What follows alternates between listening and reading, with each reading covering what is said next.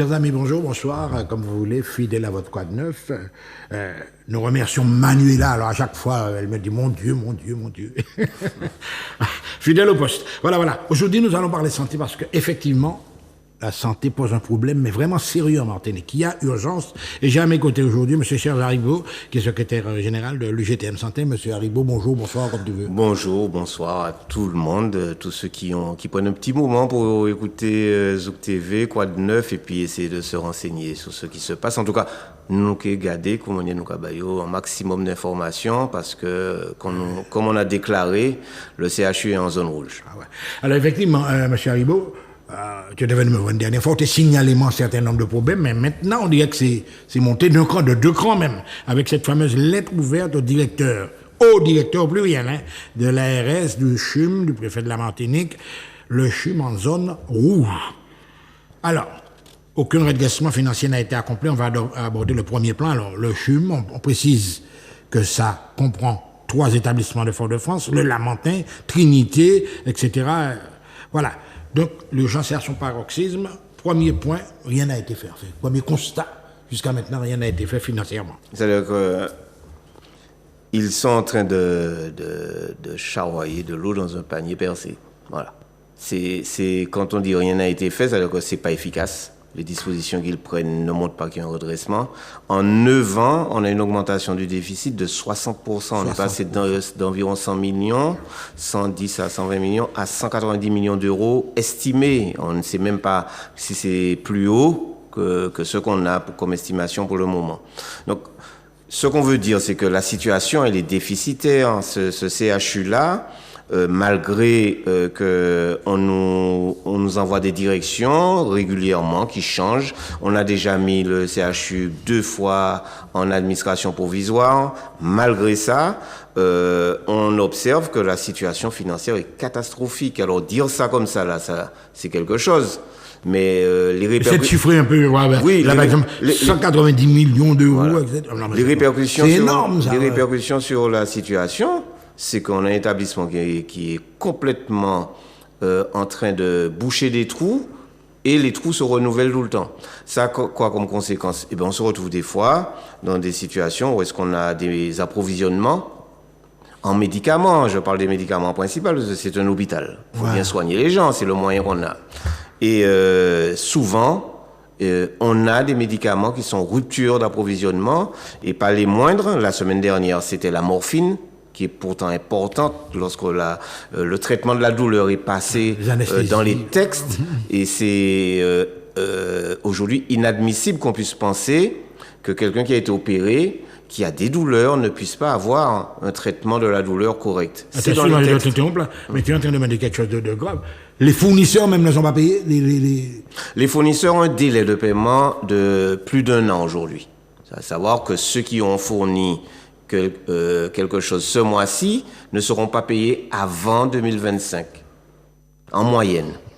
Alors ça peut arriver que c'est plus tôt, mais ça arrive aussi que c'est plus tard si c'est une moyenne. Donc c'est ça qui pose problème aux fournisseurs. Donc vous avez des entreprises qui sont mises en difficulté. Et c'est ceux qui ont le bras le plus lourd dans la main qui seront nécessairement servis en premier, en priorisé. Et c'est ça qui est important à comprendre. Alors, on parle des médicaments, mais les équipements, le matériel, quand on est en déficit comme ça, on est tout le temps en train de courir après un remplacement, une réparation de matériel. On prend les ascenseurs sont tout le temps en panne. Or, c'est un moyen de déplacement dans l'établissement. Et on a aussi des services pour lesquels la maintenance n'a pas été faite. Je parle de la blanchisserie, la cuisine, on va en parler un peu plus tard s'il le faut. L'hygiène aussi. Et l'hygiène, tout ça. On a de gros problèmes et peut-être certains téléspectateurs nous voient de là-bas et ne saisissent pas. Il faudrait peut-être un jour qu'on apporte des images. Mais ceux qui connaissent sur place en Martinique, le CHU de Martinique, pour avoir visité, pour avoir été patient ou consultant ou alors a été voir des parents, voient bien qu'il y a quelque chose qui ne va pas. Les chambres à Fort-de-France sont dans un état déplorable. Et ça, on ne cesse de le répéter depuis 20 ans. Donc là, aujourd'hui, nous disons qu'il y a matière à réagir et que nous, on ne peut pas rester là sans rien dire. Parce que rester en silence, c'est être complice. Mais je vois qu'à un certain moment, M. Haribo, vous parlez même de maltraitance, par exemple, vis-à-vis de certaines personnes. Ça devient la cabine dangereuse, là. Alors, j'appuie sur ce mot, la maltraitance, parce que en plus de ça, ce sont des administrateurs provisoires qui ont les premiers annoncé ce terme-là dans leur rapport, en disant que l'établissement était maltraitant, en particulier vis-à-vis de l'hôpital de Trinité. Cette maltraitance-là, c'est un mot qui est devenu usuel dans l'appréciation qu'on a du fonctionnement d'une institution telle qu'un établissement de santé. Lorsqu'on ne fait pas tout ce qu'il y a, lorsqu'on ne met pas tous les moyens en œuvre, lorsqu'on ne donne pas le service que le patient doit attendre ou le consultant doit attendre, on est maltraitant. On est maltraitant parce qu'on ne travaille pas sur des boîtes de conserve, on travaille sur des humains. Mais bien sûr. Et le fait de ne pas traiter, le fait de laisser quelqu'un en attente de diagnostic, 2 mois, 3 mois, alors qu'on soupçonne qu'il a un cancer, par exemple, ou qu'il a besoin d'une intervention chirurgicale, c'est maltraitant parce que la personne elle reste là à attendre de pouvoir faire une IRM, pouvoir faire un scanner, pouvoir avoir des résultats d'examen de laboratoire. Et ça traîne. La pression psychologique, évidemment. La pression psychologique, c'est de la maltraitance parce qu'on laisse la personne dans son état... elle ne sait pas très bien. D'incertitude. Ouais. Et ça, du point de vue humain, c'est maltraitant. C'est un facteur aggravant. Et ça a déjà été théorisé. On sait très bien les facteurs de maltraitance qu'il peut y avoir dans un hôpital. Hein. Alors, vous avez compris que la situation est grave et on approche, M. Haribo, d'une période où ça va être logiquement encore plus grave. Donc, les Jeux Olympiques, Paralympiques auront des conséquences sur l'accès aux soins, etc. Donc, ce qui s'annonce là, c'est pas rose du tout. Ah oui, alors, tout le monde parle de la flamme qui circule. Mais la flamme, ça, c'est une chose pour les Jeux Olympiques et Paralympiques. Mais les conséquences, lorsque vous organisez les Jeux Olympiques, il faut assurer la sécurité en cas de risque qu'il y a.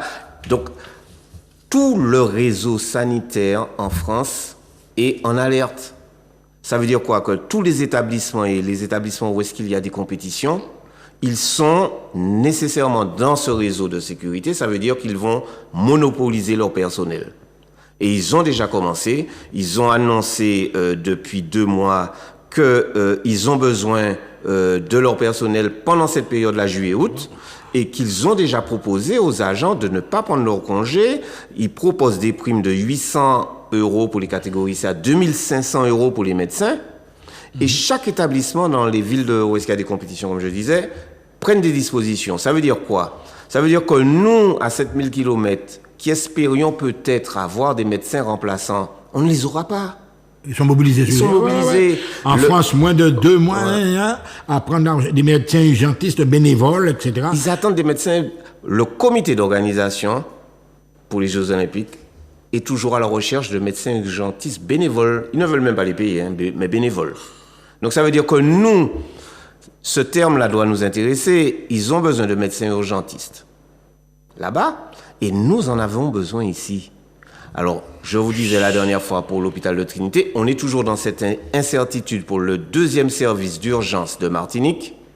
Est-ce qu'il sera ouvert ou pas en juillet et août? Pour le moment, non. Parce qu'il n'y a pas suffisamment de remplaçants qui seront en poste pour pouvoir maintenir ce service ouvert. C'est quand même dramatique en pleine période cyclonique, on est déjà rentré dedans. Et puis, n'oublie pas que tu as des vacanciers qui arrivent, il y a les populations augmentent à Saint-Anne, etc. Donc, incapacité de dire si vous pourrez assurer le fonctionnement des urgences durant les mois de juillet et août. On est en période cyclonique, on ne peut même parler de ça. Et en plus de ça, on a un afflux touristique.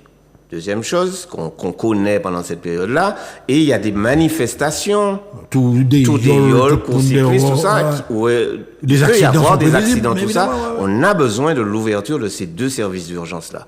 Donc c'est pour ça qu'on lance encore cette alerte-là. On dit, mais ce n'est pas possible, on n'entend pas les autorités là-dessus. Ils font l'omerta, ils font comme si faut pas en parler, ils disent au personnel n'ébruitez pas. Nous on a décidé d'ébruiter parce que c'est la santé. Ça commence à faire trop là. Voilà, ça commence vraiment à faire trop. La population doit être au courant, les autorités doivent être au courant. C'est pour ça qu'on a adressé aux autorités principales, mais on alerte nos politiques aussi. Mais les évidemment, collectivités doivent jouer le rôle qu'elles ont. Le politique lui-même, il est mobilisé. Voilà, de poser. On est vraiment dans une, je ne vais pas dire une impasse, mais la situation est grave. Oui, là. parce que, Très par grave. exemple, la ville de Trinité va organiser une étape, sûrement, de Tour des Halles, c'est habituel. Ah oui, oui, oui. Donc, il faut bien Les des urgences. résignés, Voilà, les que les résignés. urgences soient ouvertes. Donc, c'est un peu tout ça, là, qui fait que la situation, elle est vraiment dramatique. Et s'il faut rajouter après d'autres choses, ben, c'est par exemple, c'est quoi cette façon de gérer les ressources humaines? Ouais. Alors justement, on arrive là-dessus, une gestion des ressources plus occulte que transparente. Mais là, c'est une accusation Qui est fondée, parce que nous avons tous les éléments pour fonder notre accusation. C'est pas la première fois qu'on dit ça, mais on le dit publiquement. On l'a déjà dit. Là, aussi. vous le... Voilà, là on le dit publiquement parce que pareil, trop c'est trop. Trop c'est trop, pourquoi? Parce qu'on a déjà alerté la direction à son arrivée, hein, il y a 2 ans. On leur a dit, il y a une gestion des ressources humaines dans cet établissement qui doit être rectifiée. Il y a des agents, centaines d'agents, qui sont en attente qui sont d'affectation. en attente d'affectation. Ça veut dire qu'ils ne sont pas en service, Ils ne sont pas en qu'ils ne travaillent pas. Mais étant donné qu'ils sont répertoriés dans les effectifs, ils sont payés. Qu'on se comprenne bien, ils ne travaillent pas, mais ils sont payés. Alors, il faut clarifier ces choses-là. Il y a des agents qui sont aussi en maladie, de longues maladies, ainsi de suite. Ils sont Oui, payés aussi, ok, évidemment. ils sont payés aussi, mais on doit pouvoir avoir de la transparence parce que au milieu de ces agents sans affectation, il y a des agents qui sont valides, hein, qui sont sans affectation et qui ne travaillent pas. Ouais, ouais. Et ça, on le dit clairement maintenant. Si quelqu'un a un moyen de contester ce qu'on est en train de dire là, qu'il le fasse. On attend publiquement que tout le monde s'exprime. Oui, mais monsieur Haribo, je peux t'appeler comme ça. Donc, tu es quand même un syndicaliste. C'est à la limite, ou qu'à dénoncer certains bagailles au sein de la... Au du corps sein même. Ouais. d'un établissement public qui utilise des fonds publics. Et c'est l'alerte qu'on est en devoir d'alerter. On ne peut pas avoir un déficit de ce type-là et puis se cacher derrière toute une série de rapports qui n'ont pas lieu. On nous parle d'un accord cadre qui a été signé en septembre 2023. Personne n'en a entendu parler en Martinique. C'est un plan de redressement, un plan d'efficience qui va de 2023 à 2028, dans lequel il y a des objectifs d'économie sur 6 ans, 225 millions sur les ressources humaines, à savoir les personnels médicaux et les personnels non médicaux. 105 millions d'euros sur les achats, alors qu'on est déjà en difficulté, hein, je ne sais pas où est-ce qu'ils vont trouver les moyens de faire ces économies-là. Sur l'activité, 121 millions d'euros d'économie. L'activité, c'est quoi? L'activité, c'est le nombre de personnes qui rentrent et qui sortent et qui ont des soins, des consultations, tout ça dans l'établissement. Alors, 50% des économies, c'est sur la question du personnel médical et non médical. Ouais. Mais le détail, personne ne l'a. Comment vous allez faire ça? Non, je ne sais pas si tu veux qu'on... C'est une lettre ouverte, hein, mesdames et messieurs. Donc, je vois, le fils d'un homme politique, il y a des choses inadmissibles vraiment. Certains dirigeants embauchent leur beau-fils, etc. Donc, il y a des petits copains, ça. Il y a un copinage, c'est pour ça qu'on dit occulte. Mais avec le nom des gens, on sait qui est qui. Donc, on prend cet exemple-là pour dire, vous arrêtez avec ça. C'est grave, c'est grave. Vous arrêtez parce que ce n'est pas parce que un dirigeant politique a besoin que son enfant travaille, parce que tout le monde a besoin que ses enfants travaillent. Mais évidemment. Qu'on lui donne un emploi, ça c'est une première chose, qu'on l'embauche, mais qu'il n'a pas les compétences pour le cadre d'embauche qu'on lui donne. C'est à quoi il postule, quoi. Ceux qui postulent. Donc, mais c'est très grave, Et ça, puis, ouais. deuxièmement, on arrête avec ça. Et au vu et au su. De tous.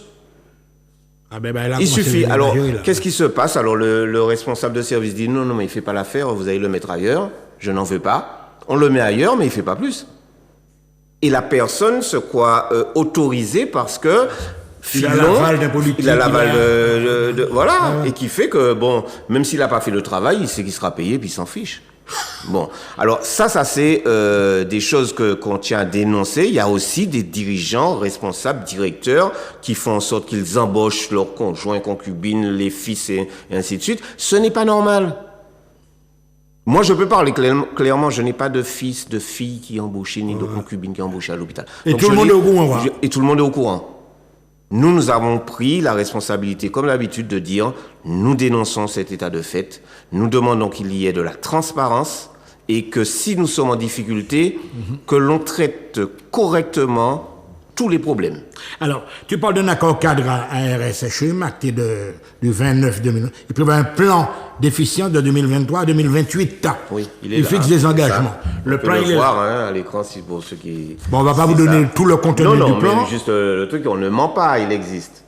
Voilà. Donc, il y a un volet... Il y a un volet ressources humaines. Et tu as vu la facturation, enfin les... Oui, c'est-à-dire que lorsqu'on dit 225 millions d'euros, ils essaient de faire 225 millions d'euros d'économie sur le personnel. Alors, nous avons déjà donné une piste. Commencez par mettre au travail ceux qui sont sans affectation. On va faire ces économies-là. On va économiser sur les remplacements, par exemple. Donc, je vois le volet achat, logistique, etc. Oui. Il y a un volet activité, impact immédiat. C'est un total de 451 millions d'euros d'économie sur 6 ans. Alors, l'activité, parlons-en.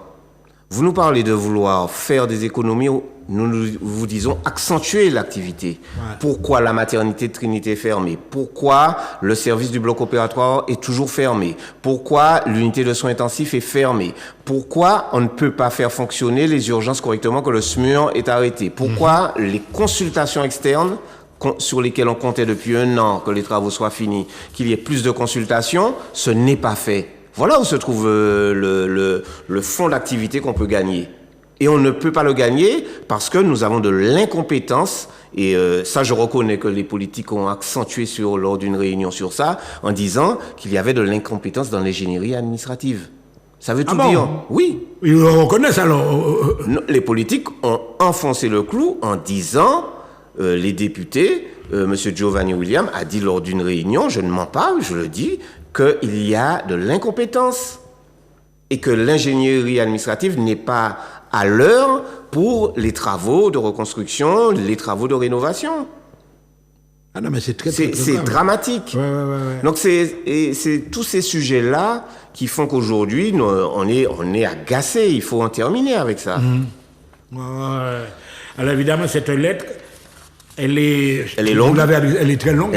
Elle est adressée évidemment aux politiques, à tous les corps concernés, qui veulent etc. La lire. Mais côté l'argent qui a passé, effectivement, donc c'est une préoccupation, on va dire... majeure. C'est-à-dire que il y a quelque chose qui ne va pas. On a déjà eu, à un moment donné, pour la reconstruction de l'hôpital de Trinité, le financement était prévu, il a disparu. Il a été englobé dans d'autres opérations. Quand on dit... On ne sait pas où est-ce que l'argent passe. Côté l'argent qui a passé, c'est parce qu'il y a des financements. Il y avait 28 millions d'euros dédiés à des rénovations, des mises aux normes pour la sécurité. Ce n'est pas utilisé. Et ça fait déjà 4 ans que cette somme-là avait été dédiée.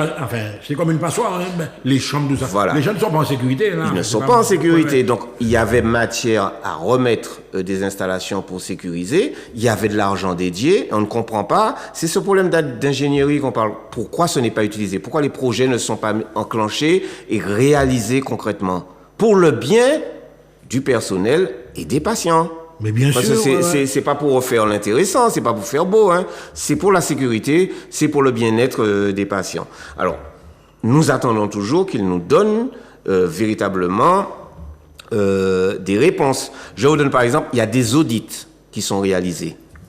Donc, un audit, on paye une société pour ça. C'est une prestation. Une prestation payée.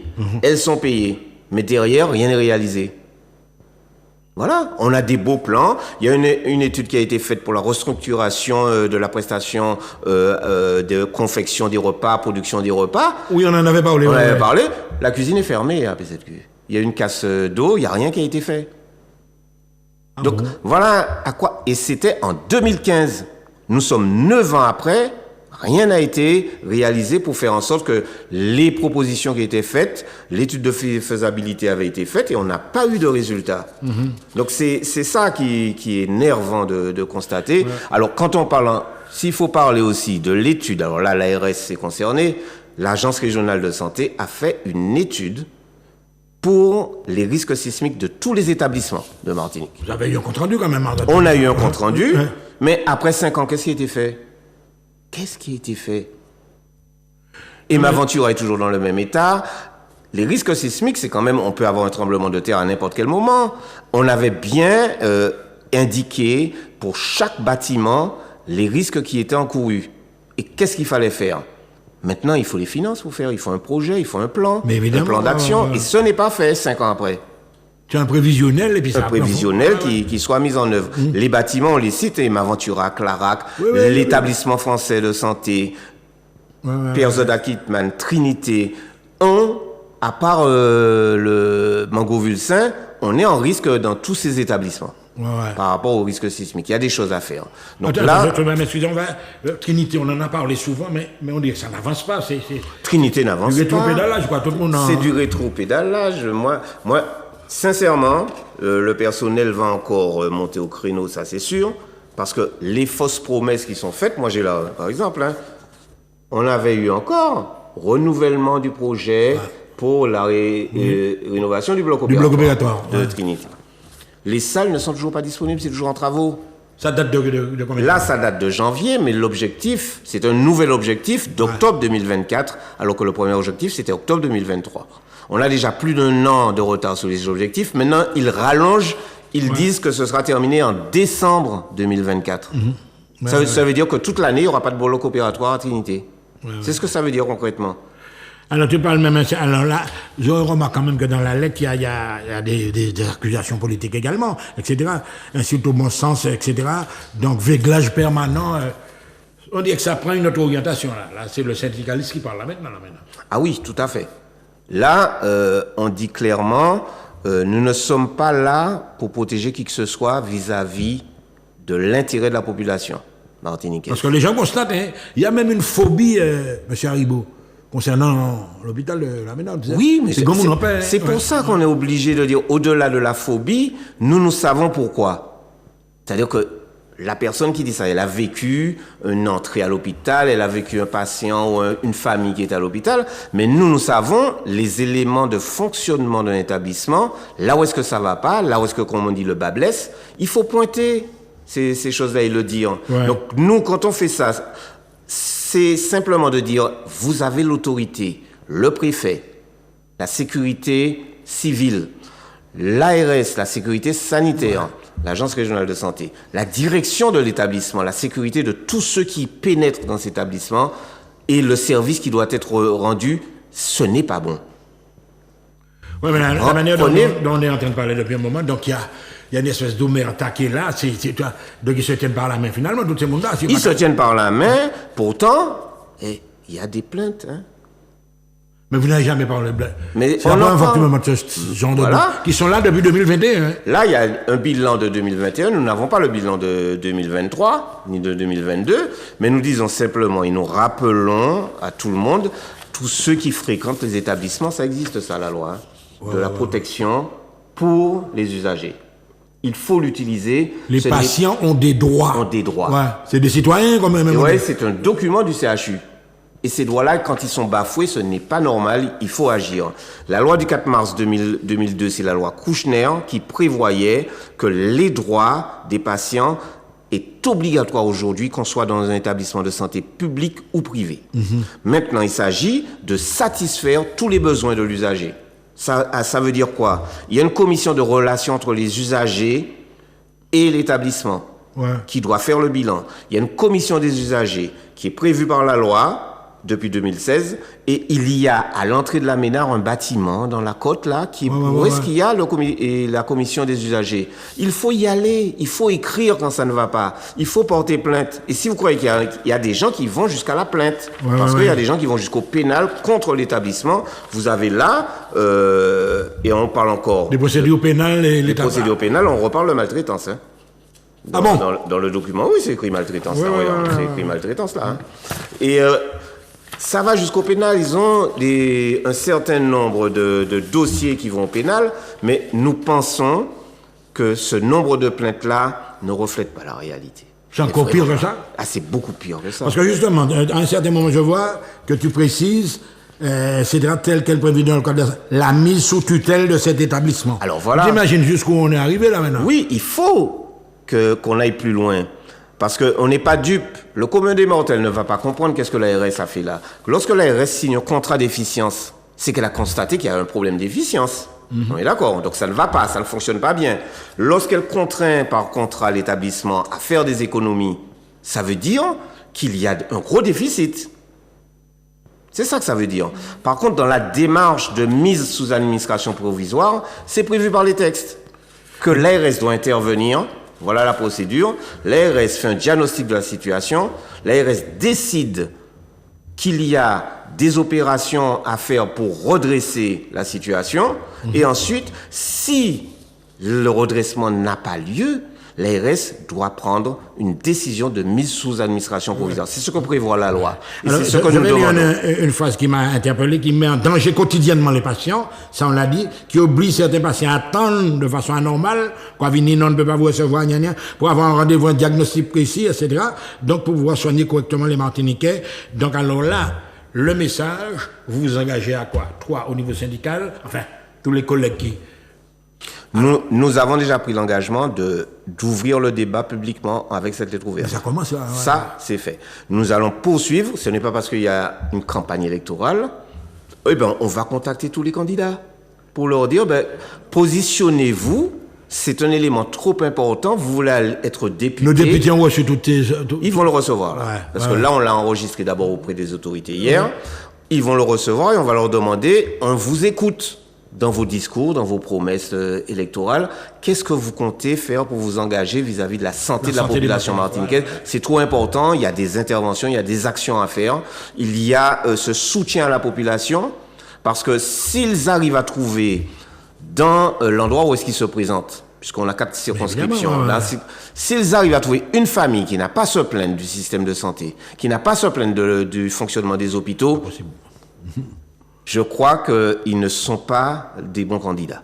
Non, mais éventuellement, ce que tu dis là également, ils n'ont pas encore bien pris le pouls de la population, voilà. Parce que ça, c'est grave un problème de santé. S'ils questionnent la population, ils auront des éléments de réponse, parce que la population va leur pointer exactement le vécu qu'ils ont eu. Il y a des gens qui ont peur d'aller aux urgences. Il y a aujourd'hui des médecins libéraux qui hésitent avant d'adresser leurs patients au centre hospitalier universitaire de Martinique, et particulièrement à Fort-de-France. À Piers de la Kitman. Pourquoi? Il y a des défaillances inadmissibles, des décès à cause d'attentes de diagnostic et d'intervention, et ça existe. Et ça existe. Et quand la personne est décédée, la famille ne porte pas plainte parce qu'elle considère qu'on rentre dans une phase de deuil, et elle est partie, et on laisse courir. Eh bien, nous souhaitons qu'il y ait moins de gens qui partent. Voilà, c'est tout ce que nous avons comme souhait. En tout cas, merci M. Haribo. La lettre ouverte, elle est là, elle sera. Vous en entendez parler pendant la campagne politique. Là, vous entendez parler, le chemin en zone rouge. Donc, messieurs, les responsables à tous les niveaux. Donc, prenez ça en main. Il est temps. À très bientôt sur ZTV.